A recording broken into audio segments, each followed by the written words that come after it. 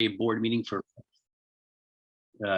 February 17th to order. Let's start off with a roll call, please. Davidson. Here. Donovan. Fleetwood. Here. Hawkinson. Here. Huffman. Here. Cortice. Here. Lautenbach. Lilliquist. Here. Sidhu. Here. Thank you.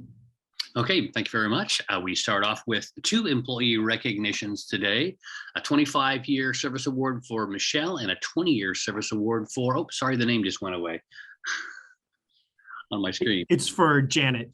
Great, for Michelle and Janet. And we'll turn it over to Vanessa for Michelle and Eric for Janet, please. All right, good morning. Well, I have the privilege to get to recognize Michelle Zlotek, who is our HR manager. And I did see Michelle in the screen before the PowerPoint went on, so I'm glad she gets to be here to hear this recognition. Michelle is just an outstanding coworker and partner, and she's been so dedicated to WTA for these 25 years. I've known Michelle outside of WTA as a colleague, and I've been really lucky to work with her the past few years since joining the organization. She has seen so much change at WTA. When she started, there was one full-time equivalent in the HR office, and there was actually a job share between her and another employee, Cara, who is no longer with the organization. And then she's seen everything in the HR department since then. She's moved through several positions. She's had her hands in all the types of work that go along with human resources. And she's currently our lead recruiter for transit operators. So if you see all these amazing folks coming in, she has a hand in hiring them. And it's just pretty incredible to see. Last year, or excuse me, in 2020, she was recognized as the Employee of the Year. Not only was the pandemic setting in, but the HR director left and she stepped up to a huge leadership role. And that was incredibly appreciated by the organization and the focus committee that recognizes folks, saw the efforts she was putting in, her dedication to the workforce. Just on a personal level, she's funny and kind. She is a really hard worker. And I really think of her as the backbone of the HR division. She really goes above and beyond. When I was talking to her about this recognition, I asked her like what her favorite thing is, and she just said it's the people. She loves serving the folks here at WTA, and it's clear in the work she does. She has a really hard job, and she approaches it with a lot of poise. And I just can't say enough about how wonderful it is to work with Michelle. And I'm so privileged to have the opportunity to do that. Michelle, are you here? Would you like to say anything? Yes, I'm here. Thanks. Well, thank you for those kind words, Vanessa. It has been a pleasure working with you and being a colleague even in the past. But I guess the thing I'd like to say the most is that I really appreciate the whole 25 years. I think back to when I started and was doing the job share and how wonderful that was for a young mom to be able to spend, half time with her family and have a career in her profession. So it was really a great opportunity for me, and it continued on through the years. And again, I'm very appreciative of it. And we've had a lot of highs and lows, and isn't any organization you'll have that. But knowing that when I was coming to work every day that, I was helping contribute to our mission and to help our community really, really made a difference and got you through the hard times. Same thing with the people I work with. They really, really made the difference in getting through those hard times, having those people to be able to lean on and get through it, but then also having the joy in the good times and having fun together. So it's been a great 25 years, and I really look forward to the future. So thank you. Thanks, Michelle. We're lucky to have you. Anybody else wish to speak? Okay, Michelle, thank you so much for joining us too. And we'll go on to the next. We'll hear about Janet. All right, well, I would like to introduce our paratransit manager, Shelly Davis, to share about our wonderful eligibility coordinator, Janet Malley. Shelly? Good morning. It is with great pleasure that I get to thank Janet Malley for her 20 years of service. When she started as the eligibility specialist in 2002, she was the entire mobility team. Now she has a few team members that she works with, but she still remains the foundational member of the mobility team. Some of you on the board may be familiar with the Adult Day Health Program that we had going a few years back. That was Janet's idea, and she was instrumental in getting that going. The old hospital on Chestnut used to run a daycare program for adults, people with dementia and other illnesses, which really provided those families with respite, and it actually allowed some people to continue to work longer. But when that program closed, there wasn't a solution in Bellingham. And so location in Linden stepped up, but we had to figure out a way to get those folks all the way out there. And if we had done those as individual paratransit rides, it would have been very impactful to the community and to our service for other people. So Janet came up with putting them all on a fixed route bus, starting the program at the CTK over on Meridian. And so the program actually started on the bus. And so we transported them back and forth from Linden in a fixed route bus. It was very unusual. She's talked about it at various conferences, ADA conferences through the years, because as far as I know, it's not been done since then. Unfortunately, it's not going on now, but it was very innovative. Janet's always been on a board somewhere. Like right now, she's on the Healthy Whatcom Advisory Board, and transportation is a part of people's health, and she makes sure that WTA is represented in those discussions. She's been organizing the statewide ADA conference for, I think it's over 25 years. She's been participating, so even before she was here. One of the things that people don't always understand about paratransit is that if you have a disability, you automatically qualify for paratransit, and that's simply not true. And so Janet has to sometimes tell people no, but she does it with a generous heart, and she helps people get to other solutions because we always need to provide the right ride, and sometimes paratransit isn't the right ride. So I just want to say thank you, Janet, for everything that you do, and I feel lucky to be part of your team.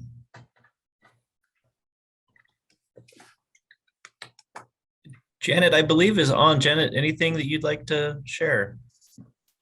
Yes, first of all, I want to say thank you to Shelley because I feel lucky to be part of her team as well.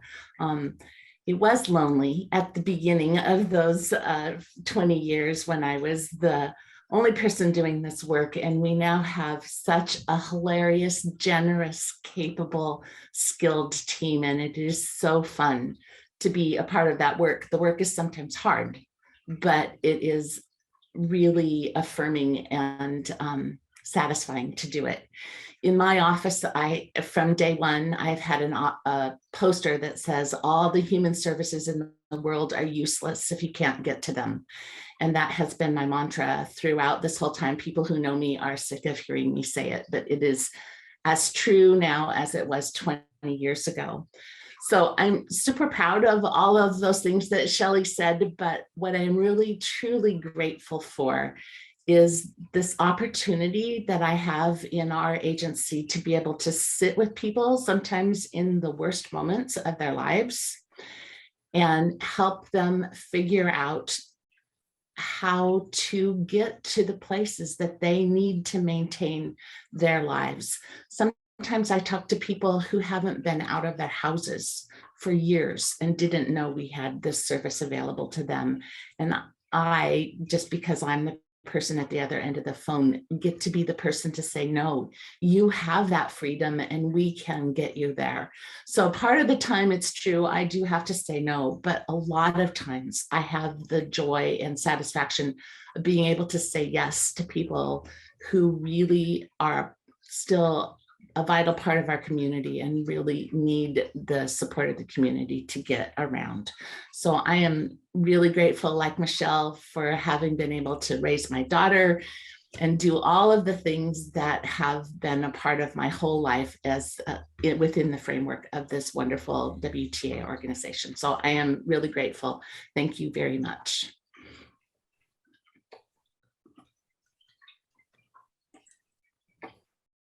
Thank you so much, Janet.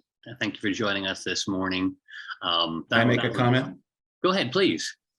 So my dear old late dad was who suffered from dementia was a beneficiary of the adult daycare and the system of transport. And it was indeed a source of respite for my mom, the caretaker, and it was something my dad looked forward to. It was a source of positivity in a difficult time. So thank you, Janet. Thank you very much. After those two wonderful items, we'll go on with our regular business. I think the next thing is citizen communications. Have we received any citizen communications? And are there any members of the public here who would like to address the board? We have received nothing in writing. If there are any members of the public here who'd like to address the board, I don't know if you can unmute and ask to be recognized.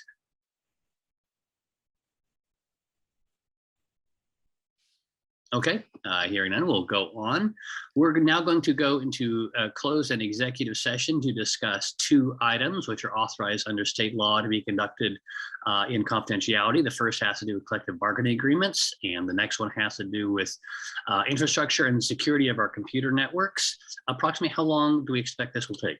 I would say about 15 minutes. Okay, and technologically, would board members just stay where we are, or will we be moved into a breakout room? We will be moved into a breakout room, and I think Amber is kindly going to help us do that. Okay, Scotty, beam us up.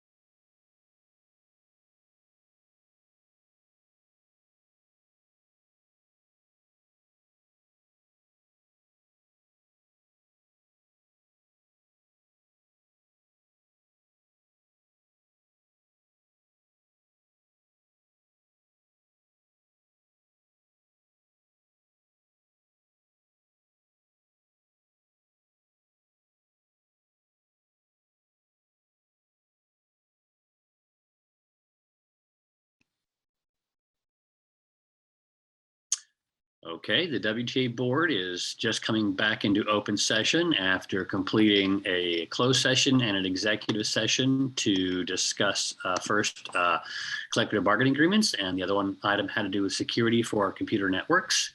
We now move on to the first board action, which is approval of the consent agenda consisting of the minutes from January 20th and routine expenditures for the month of January. I'll move approval. Second. The motion before us to approve the consent agenda. If there are no objections, we'll consider this passed unanimously by the board. Are there any objections? Hearing none, we consider the motion passed unanimously. Thank you very much. We now go on to more board actions. The first of those is consideration of adoption of the WTA 2040 Long Range Plan. Mr. Reardons, how do you want to start this discussion? Sorry, looking for the mute thing. So the executive committee has taken a look at this. This is a wrap up of a long process that Tim will talk about. But lots of public input, lots of good public input, a lot of comments throughout. But then in this last public campaign from December through January, and I just want to thank the board for their time on this, and Tim and Mary and Becky and Michael and Amber and everybody in the planning department, plus the staff that have worked tirelessly on this in kind of unusual times as we've moved through COVID and not the usual process.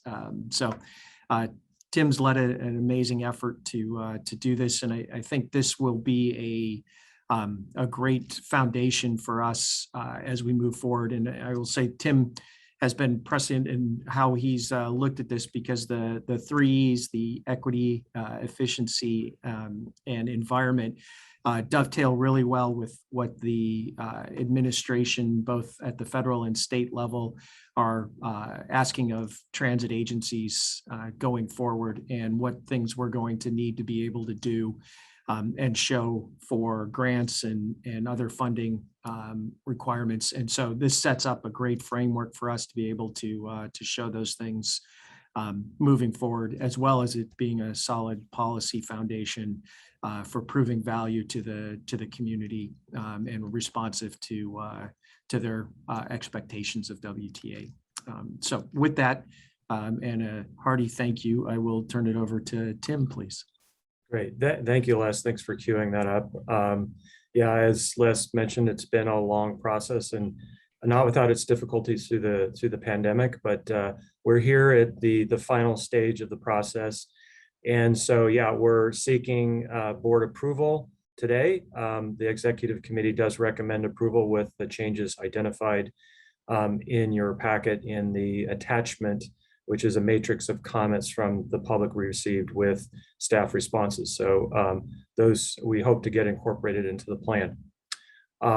If the board does approve the plan today, we'll make those final changes over the next couple of weeks, and then make some hard copies, as well as have copies of the plan on our website for download by the public. So I've got a very brief presentation. Most of you have heard this many times before, but just to sort of cap it off this morning, the plan establishes a 20-year framework for service. It identifies 3 key priorities to guide service decisions, including leading with equity, operating an efficient system, and advancing environmental progress. So you've seen the slide that we've shown with the graphic of the 3, what we call the 3 E's. It also includes goals and strategies based on these priorities. The plan also identifies a 2040 service network, and that guides the implementation of our services. In fact, we're beginning to use that information in our 2023 service planning. And then we also have sort of an alternative plan called the enhanced network that we can pull out if transit demand is higher, or if we have additional funding opportunities. And then finally, the plan includes a chapter on funding and implementation. The service network does not require an increase in our sales tax base. It assumes an increase in our existing sales tax receipt over time, which helps to fund that service network. So we should be fine in terms of those funds. And in fact, maybe in some ways, we're able to capture some additional funds from some of the state funding and federal funding too moving forward. So there are additional opportunities besides our own sales tax funding here that might be available. And then I just want to mention that in terms of implementation, we have a number of capital projects that we've mentioned to you before that we're starting to queue up for 2022 to begin implementation of the plan. And those include the high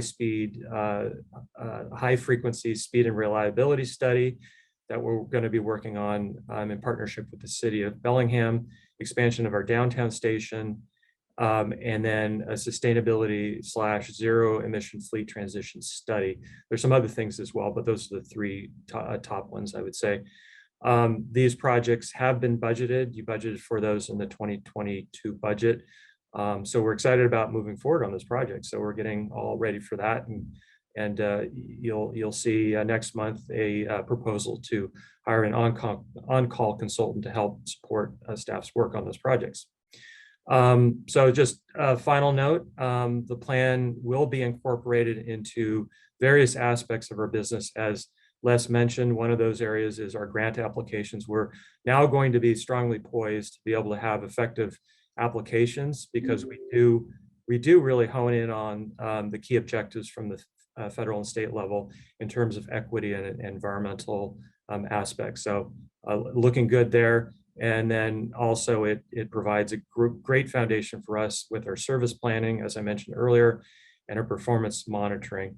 So we hope to get this in front of you regularly, whether it's through the performance reporting or updates to the plan, making sure that this becomes a living document and not something you just put underneath your laptop and use as an elevator for your laptop. So hopefully it becomes more than that, we use this as reference in our everyday work. So that's all from me this morning. Happy to hear any questions you might have about the plan or any comments you have in your approval process. Todd, go ahead. So the public comment that came with our packet, some says board highlight, some say plan recommendation change, some say no change. I'm not sure how to. So if it's going to be a change, that's going to be in the draft that's coming up. But then some are highlighted that say no change. So just wondering, what was that to call out to the board for a particular reason? Yeah, we felt that those were either there were a number of comments that were consistent comments around that theme that we felt the board needed to be aware of.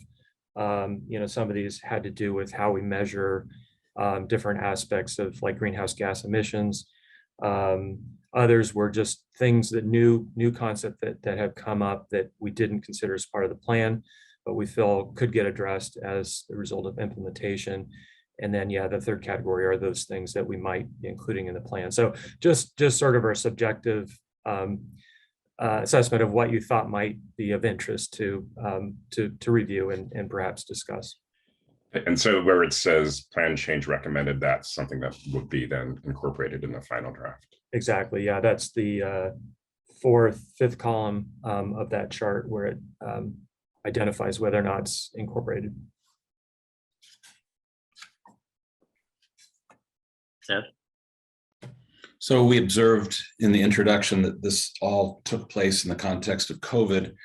Are there any, can you identify any provisions that are included in this plan that would not have occurred had it not been for COVID and all of the crazy transformations that we've seen? Yeah, that's a great question, Seth. I would say just the obvious one is the public engagement process. And I probably don't have to go into much detail about that, just the way that we had to adapt to the fact that we weren't doing in-person meetings. And that was a particular challenge that I think all plans are dealing with right now and will continue to deal with and getting better at, and how we engage the public. But I'd say as far as like how we incorporated that condition into our plan, and I think it's reflected in sort of some of the uncertainty around how we approach issues and making sure that it's a framework versus a absolute decision over certain aspects. So for instance, we have a goal about being more nimble and creative in our approach and being more adaptable to things that come our way versus, and I think the way that's reflected is maybe autonomous vehicles, where there's a lot of uncertainty on how that technology is going to evolve. So my point is that I think how we deal with uncertainty has changed a bit, and that we want to create an overall framework versus specific decisions in the plan.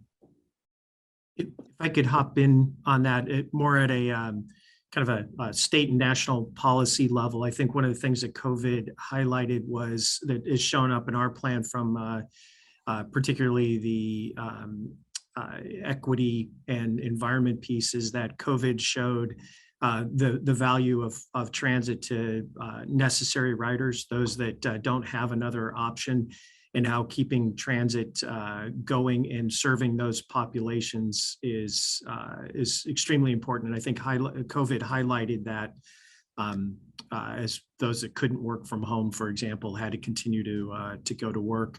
And we're seeing that in policy decisions at the FTA and state WashDOT level. So different than our plan, but how it kind of dovetails together. Thank you. Go ahead, Satpal. I just wanted to make a comment. I think it's first, I appreciate all the efforts put in for such a long time, and by consultants and the staff is much appreciated. And the part I want to comment on is the technology is changing so fast that when we fathom what we have been doing for last 20 years, and we want to extend that to next 20 years, is not really true. When we talk about modernization, most of the people think electrification is the modernization. Electrification is just change of fuel. You know, to me, modernization is really imagining or grasping a new technology. Like there was a mention, Tim just mentioned that we are uncertain or unknowns about self-driving vehicles, about vehicles of the future. We do see some concepts on YouTube and other things. And these were concepts not too long ago, actually just 10 years ago. I mean, this cell phone is just 10 years old, maybe 12. You know, if we look at the rate of change of technology is much faster. So I would say that if we spell out a little more that we will adopt as these things become clear. I totally agree that we don't know those things yet, but I think that our plan should mention something that as these things come up, we do that. We don't want to just spend money on electrification. I think I'm not against electrification. And some of those things going to happen in natural way just because the economy and technology is changing. But we should think about modernization and on demand. And I see that on demand is a little bit ambiguous at this point of time. But this is a segment which is really needed, because having this model of 40 people sitting in a bus and going to a town and coming back, that model is unsustainable.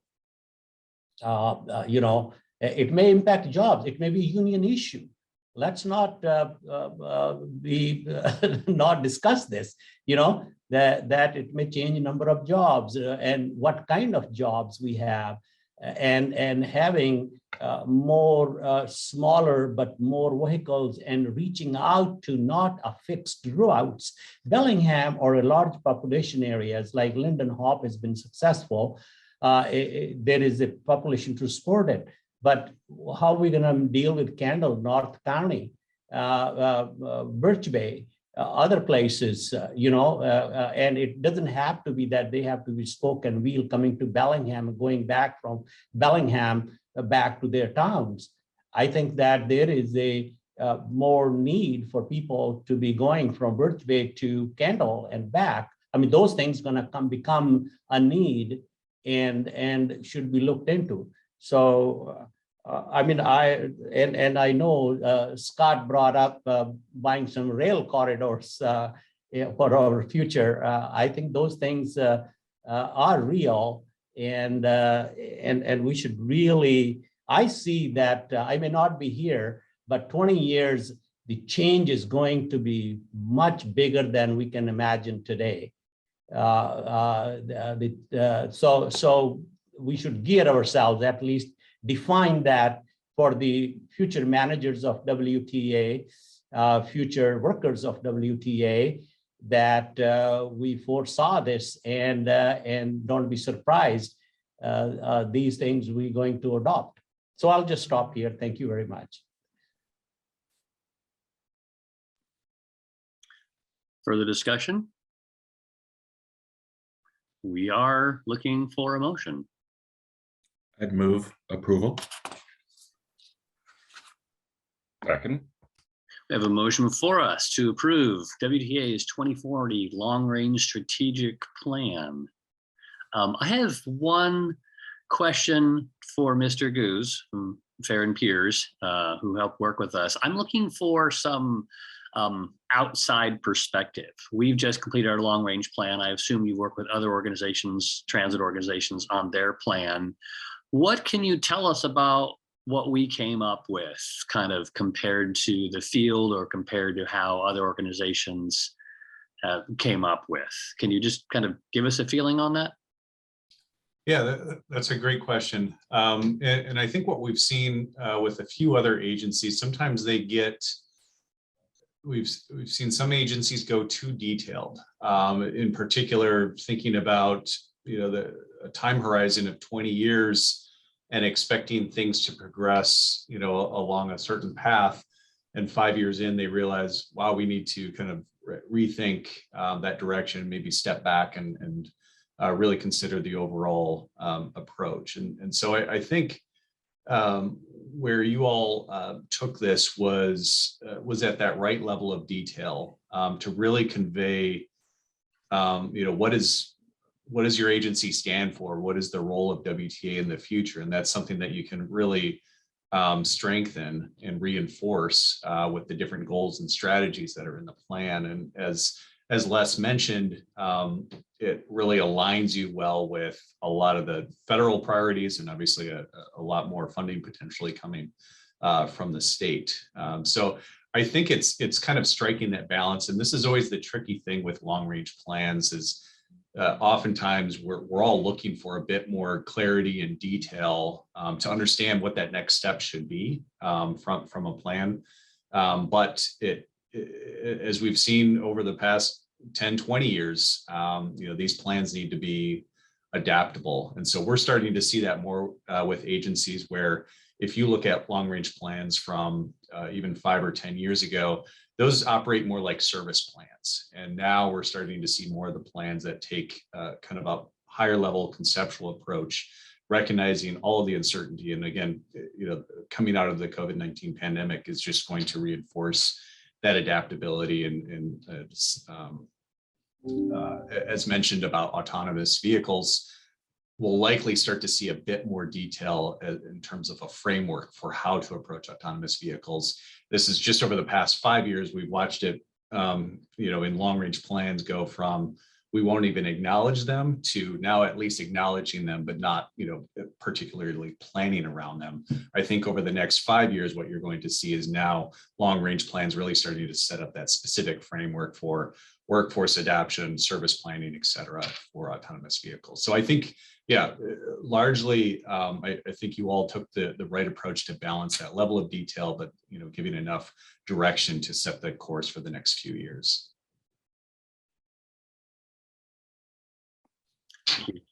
Any further discussion? Okay, if there's no further discussion, I'm going to go ahead and call the question. We have before us a motion to approve and adopt the WTA 2040 Long Range Strategic Plan. If there are no objections, we'll consider the Motion passed unanimously. Are there any objections to adopting the WTA 2040 plan? Hearing none, we'll consider it passed unanimously. Thank you very much. I have one small request. I had someone looking for a long-range plan, and I had to poke around our website to find it.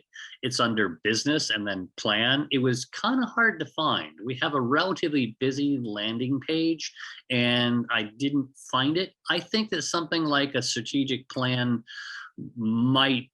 maybe should be easier to find in some way.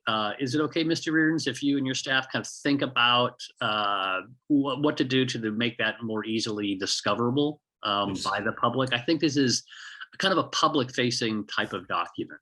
Yep, that's a great point. We'll do. We'll, oh, Tim. Yeah, I was just going to mention that we're talking about that today. We had a separate site.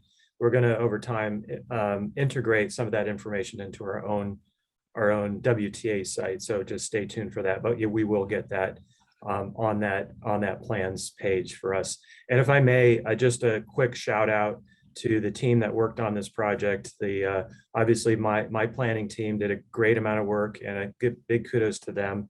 Les and Maureen for their hard work on this project, and executive staff.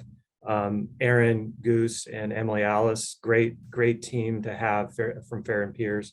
And then just a shout out to the board for all your work, your hard work over the last 2 years, and obviously the public, which engaged very well here at the end of the process. So thank you all for your participation and your positive vote.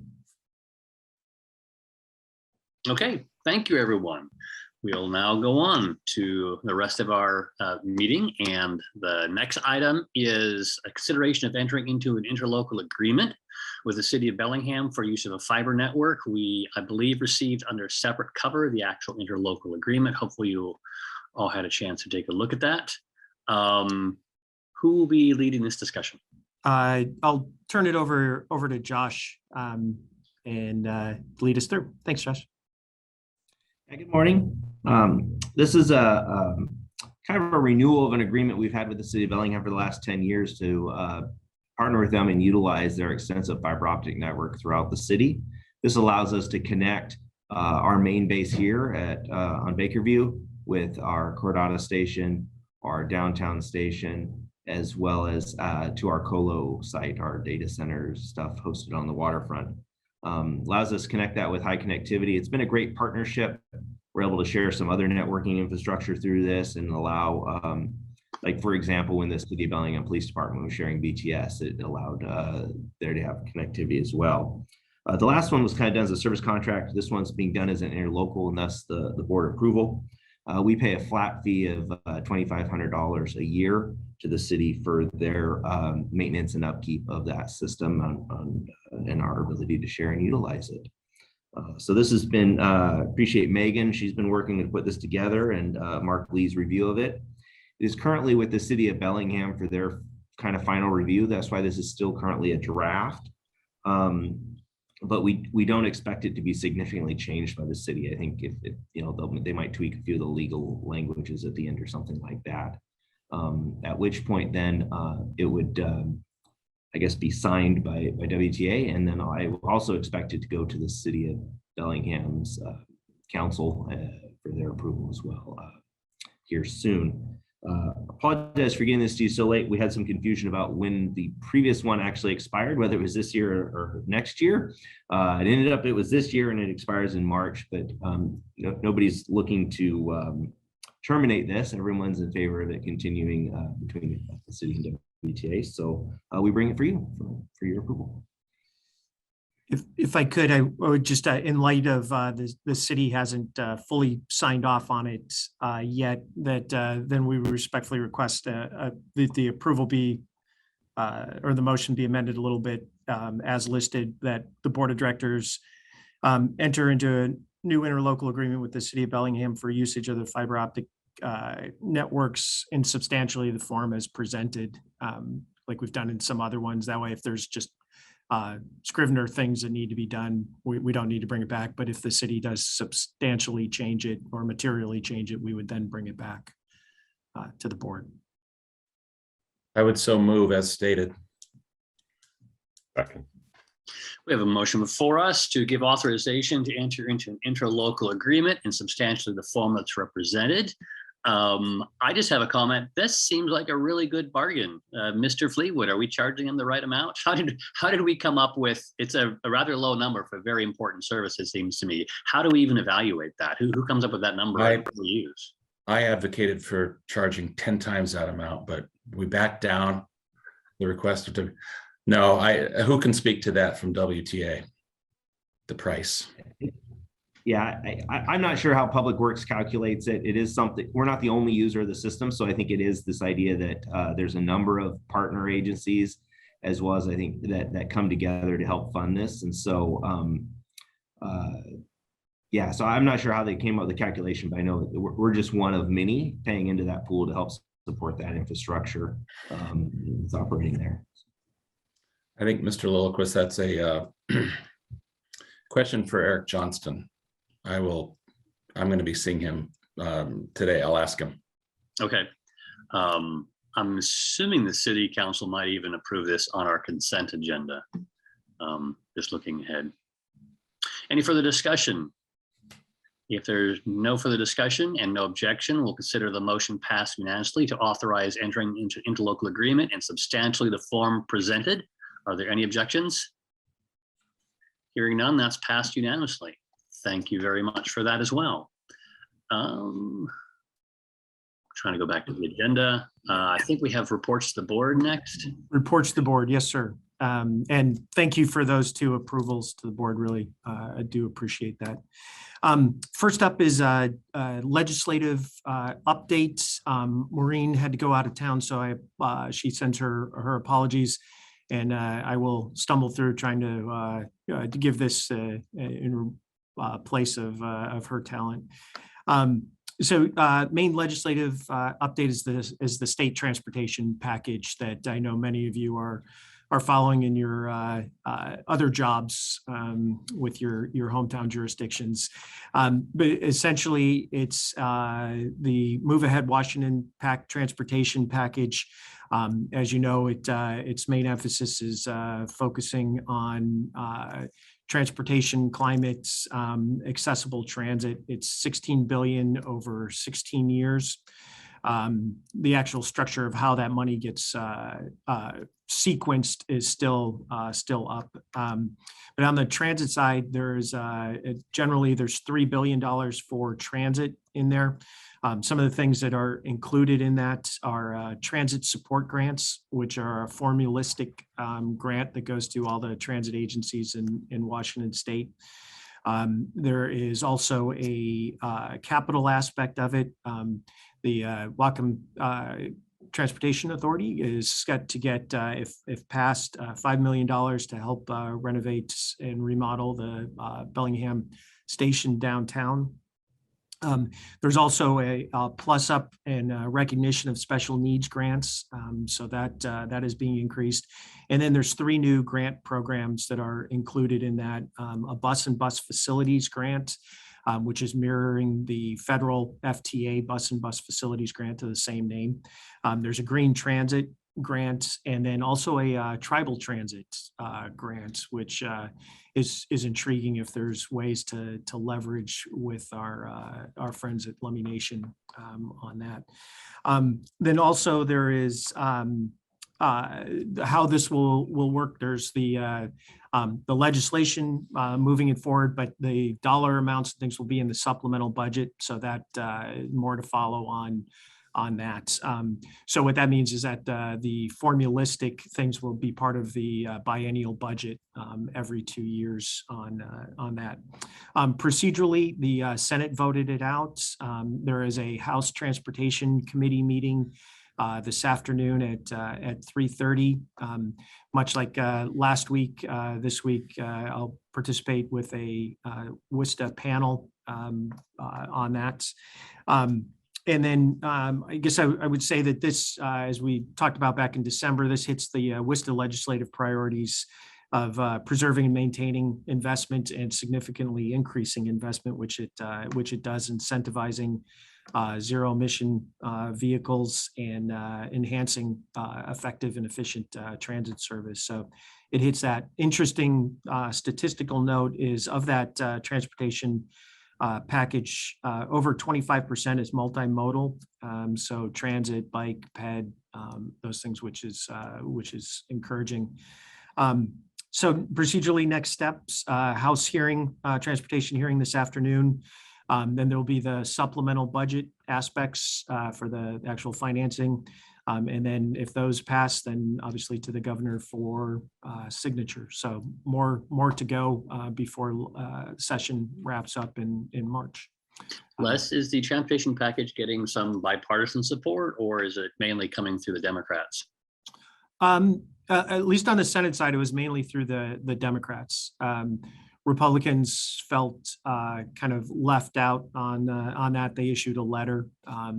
Senator King had some things that he wanted. There are significant capital investments in, so for example, Ben Franklin Transit's getting significant amounts on that. So there are some things reflected, but it is mainly a Democrat package. The thing that's different this year as opposed to last year's is this was while Democrat led, it was jointly done between the House and the Senate. So in the past years, there's been a Senate package or multiple Senate packages and House package, and then they were trying to reconcile and things, which led to a lot of disagreements and things not going through. This time they took the approach of Chair Fye and Senator Chair Leas working together to come up with it, but it is a Democrat package.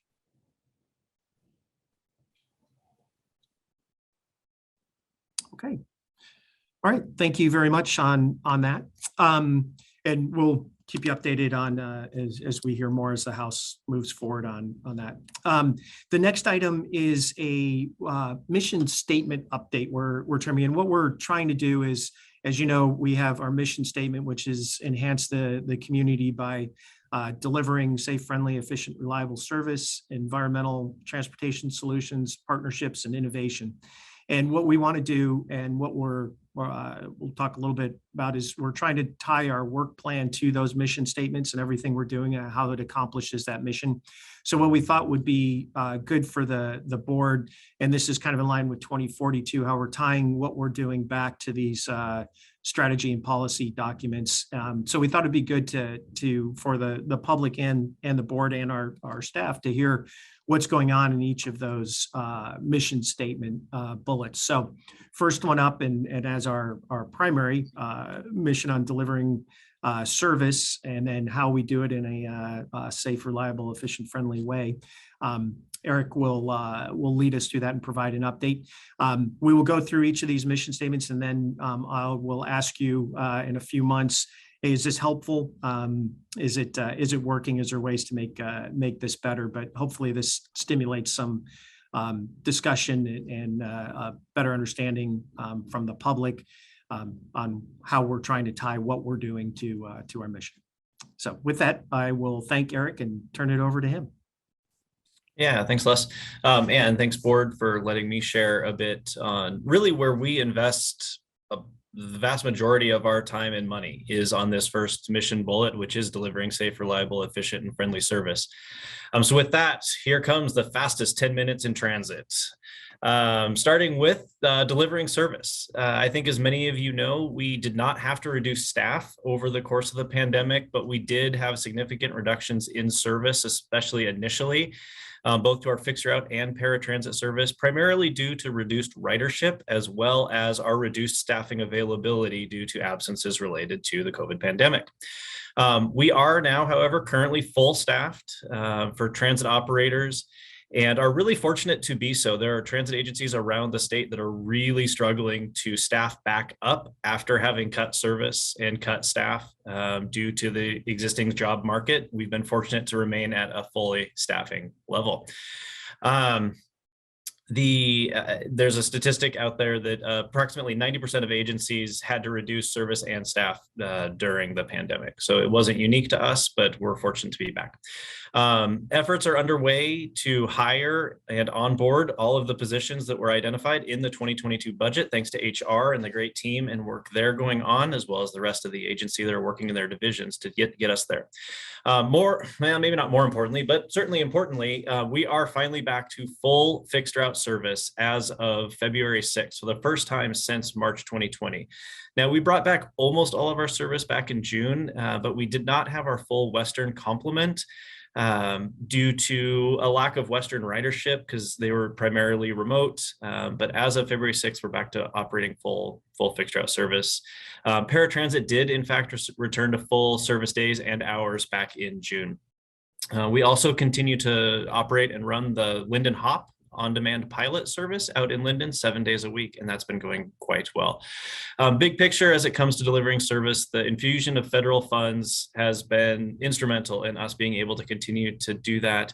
And now, as we look to restore and stabilize ridership, those funds have been instrumental. So, moving on to how we're doing that, we'll start with safety. I'm excited to announce that our new position of safety and risk manager will be beginning the position on March 1st, so less than 2 weeks away. That is really exciting for us as an agency to continue that investment in safety. We do continue to operate under a COVID environment. We have on board our vehicles as well as at our facilities. We're still using a mask requirement for all passengers and staff. And anybody else that happens to be on those properties. And the cleaning efforts that the facilities team instituted at the beginning of the pandemic are still ongoing. So we're spending more time and more thoroughly cleaning the buses continually. We're still compiling all of our safety statistics from 2021, and we'll have a full safety and agency safety plan report at a future board meeting. But at a high level, we did have 33 preventable accidents in 2021, which was about twice what we had in 2020. But lower than what we had in 2019, which was the previous year with similar ridership and service hours and miles. The most common accident that we're having is minor contact with fixed objects. Fortunately, those are typically fairly minor and injury-free.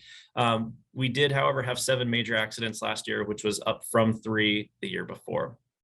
One of the big safety and security elements that we're facing right now is a significant increase in drug use, vandalism, and overall improper use of our washroom facilities, primarily at the downtown Bellingham station, but also out at Cordata Station.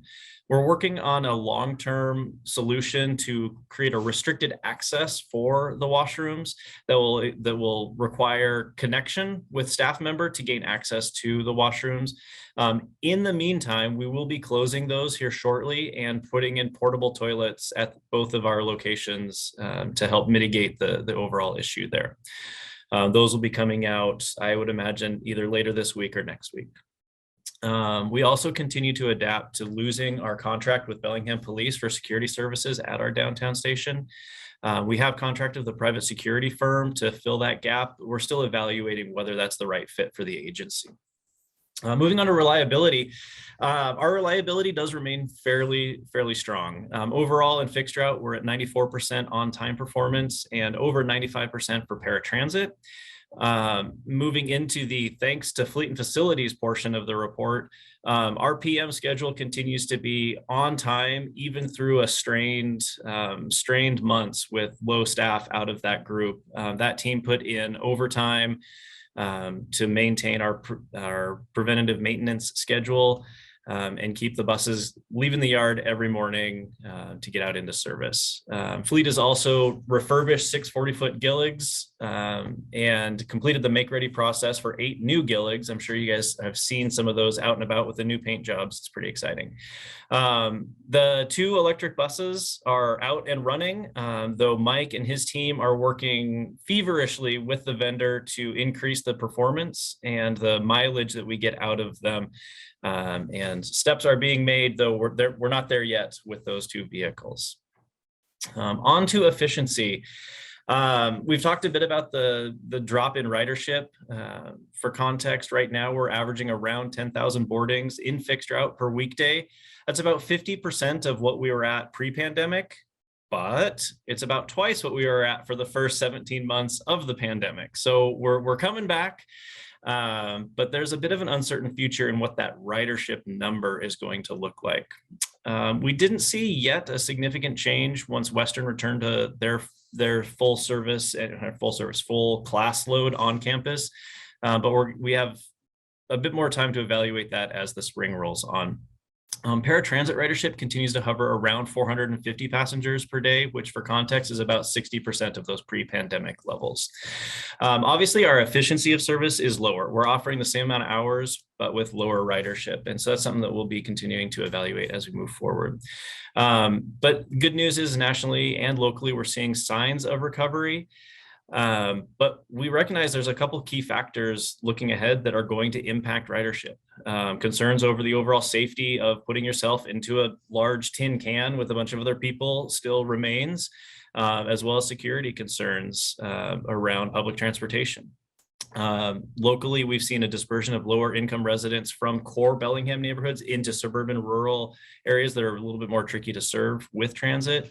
More folks are choosing different modes of travel, primarily by bike, and that's helping, as well as we know that in the community, it's very easy to drive your car from point A to point B, find a parking spot, and take care of your business in that way, as well as the decrease in demand for commute trips due to telecommuting. So all these things are on our radar and we'll continue to manage as we move forward.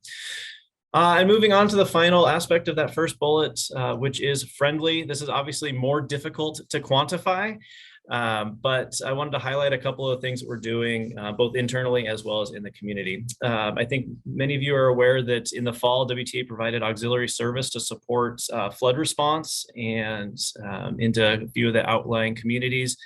That was a great partnership to support in that emergency. We also made it through the recent holiday snowstorm with no accidents, and we're able to provide nearly full service throughout that. We did have to reduce flex and zone service out into the county where the roads weren't quite as maintained, but the operations team came up with some pretty creative solutions to get service out to folks that were without service for multiple days. And so that was a great partnership with some of the outlying areas and some creative solutions there. In the fall, we rolled out our paratransit trip notification system. So paratransit passengers are now receiving a call ahead 10 minutes before the bus arrives. So instead of waiting out in the cold for 30 minutes for the bus to arrive, they're getting a call so they can move to the pickup location. That's helping our efficiency as well as increasing the passenger experience. And we'll be rolling out an automated ride confirmation system and ride reminders later this year. Our travel training program is going through a bit of a transition with the loss of our first travel trainer, Kevin Peterson, who brought the program up and created it. And we're bringing on a new transit operator to fill that role. But looking back to 2021, we did have work with 45 new and returning clients to help them transition from paratransit onto fixed route, or to give them more skills to ride the fixed route system, increasing their mobility options and their confidence in riding transit. So I'm really excited about that. And then beginning Monday, we'll be delivering an all-employee meeting video where we get to celebrate internally our Employee of the Year, our Goodwill Ambassador, as well as celebrate the lighter side of transit by awarding our annual Turkey Awards. And so we're trying to build community and connect with our staff as well. So I think I kept that to almost 10 minutes less. It's exciting. There's just so much going on, but I appreciate the way you organize that into the mission and keeps us all focused as we're delivering that service. So thank you. I'll pause if there are any questions from the board. There's a lot of information there, and if you need follow-up, just let Eric and I know, and we'll get you the information. Okay. All right, seeing none. Let's see, over to Tim on the Q4 21 performance report, please. Recognizing that I know you gave this to the executive committee, so. Yeah, I think in recognition of that, I guess maybe I'll just kind of see if the board has any questions. Maybe I'll just highlight that second page and some of the performance stats. And I just want to highlight just the tail end of that upper right-hand corner graph, which shows a slight increase in our performance in this last quarter of 2021. So I think that's worth noting.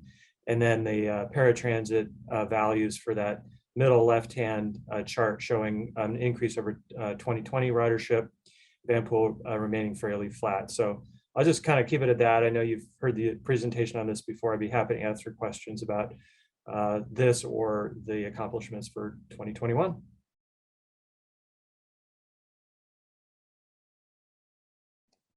All right. Seeing none, I will move on to General Manager's report. I will attempt to share my screen.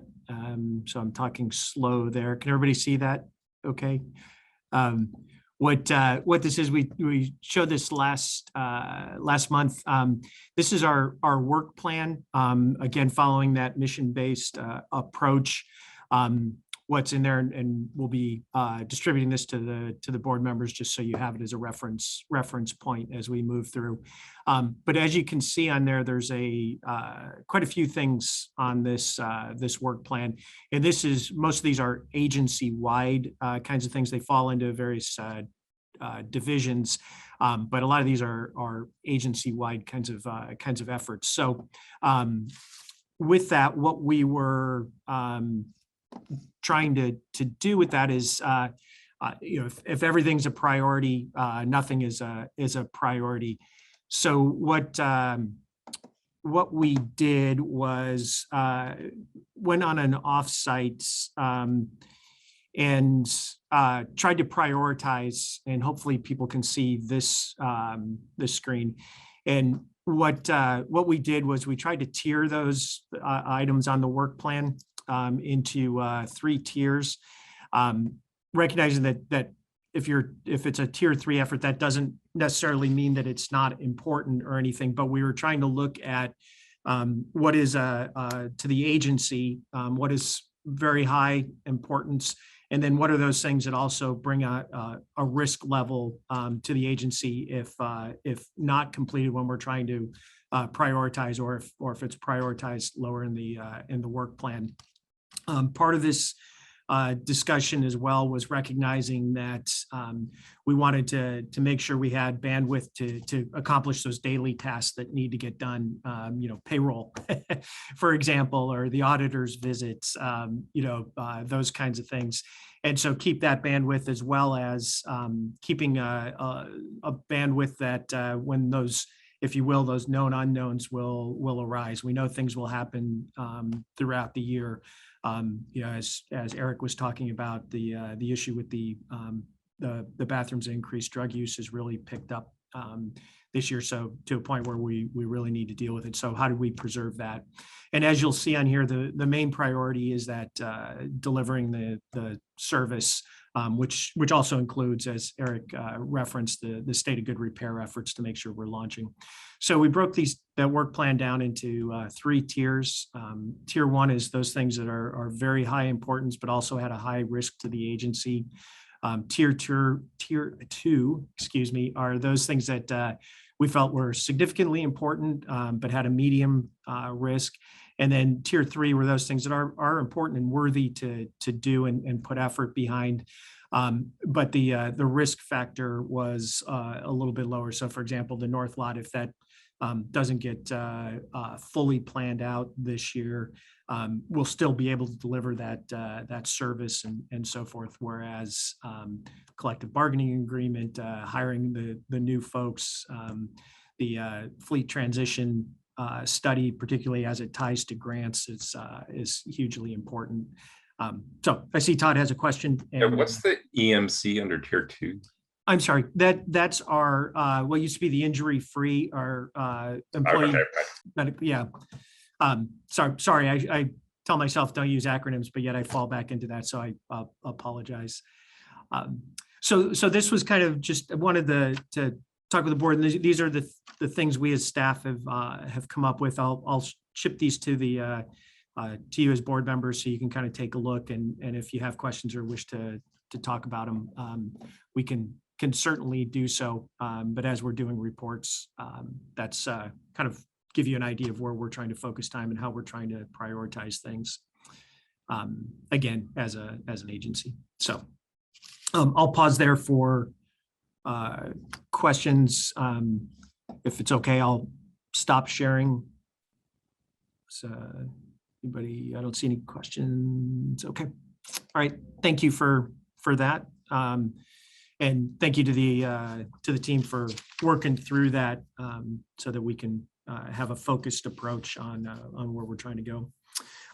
Couple other things on the COVID side, what you saw, one of our tier 1 things is not just COVID response, but the endemic transition. And what we mean by that is taking a look at how do we move from I think the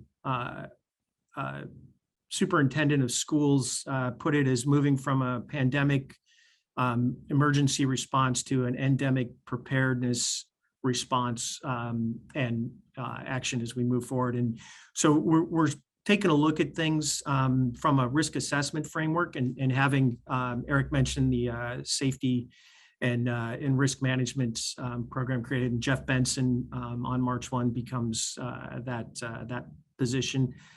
So he can focus full time on that. But the approach we're taking is identifying what that risk is, including second and third order effects that come from that risk. How do you mitigate that risk?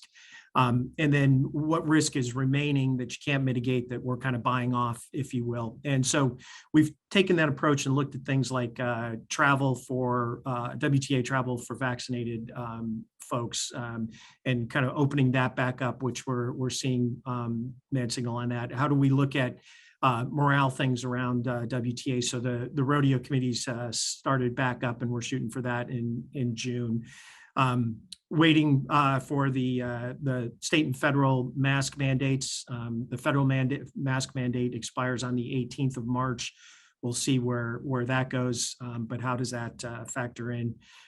We're looking at one of the ways to mitigate these risks are buying at-home tests so that we can say, hey, as part of travel, test when you come back and making sure so to mitigate that risk. So just wanted to pass. There's a lot more that will follow on this, but wanted to keep the board updated on kind of what we're thinking and how we're approaching that. I'll pause there, see if there are questions before I move on to a couple more administrative things. Okay, thank you. Wanted to relay that with sadness that Mike Bozzo is sadness for us, not for him, but Mike has decided to retire this summer in August. He will be greatly missed. He's had an amazing private sector career with in the construction industry. He's done, if you ever want stories and are up for a beverage of choice, Mike has got amazing stories about putting pipelines hundreds of miles out into the ocean and things incredible. And then had a great career at the Port of Bellingham before coming here. So I know he's shaking his head because I told him I wouldn't embarrass him, and yet I am. So sorry, Mike. But wanted to pass this along to the board because you will see Prothman is helping us with the recruiting effort. And you may see that get advertised before the next board meeting. So didn't want you surprised on that. We have a plan to get somebody, hopefully, knock on wood, hired in time for Mike and that person to be able to do a meaningful turnover. And Mike has graciously agreed to be a resource for that person into the future too. So we'll miss you, Mike, but congratulations. And then also wanted to just say that it's Random Acts of Kindness Week. And so as we're moving through our lives, be kind to one another. I kind of try to remember myself on that. So, and then the last thing is at the risk of embarrassing Allie, just want to pass along our sympathies for her family loss. And we're thinking of you and sending sympathies, Allie. That's all I have, sir. And I don't believe we have any other business from a staff perspective. Okay, is there anything else for the good of the order? Hearing none, that concludes the WTA's board meeting. Thank you everyone for joining us this morning. We'll see you in a couple weeks.